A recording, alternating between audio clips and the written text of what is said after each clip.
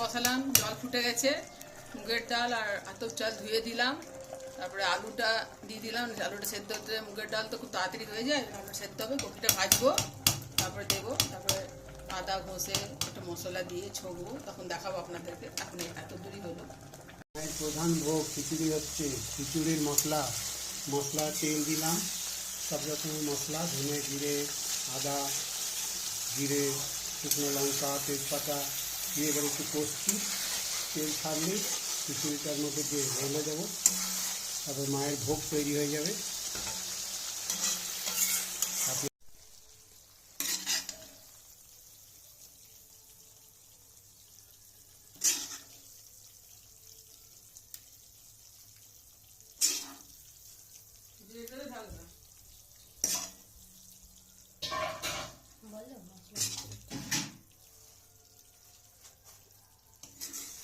এই মশলাটা দিলাম খিচুড়ির মধ্যে, এবার একটুখানি নেড়ে নিই।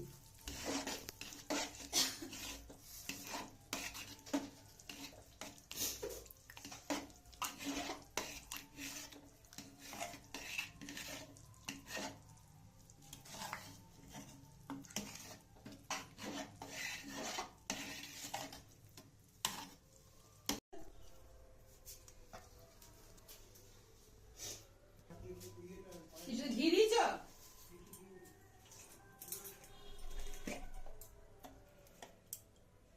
ঘি দিয়ে দিলাম ভালো করে।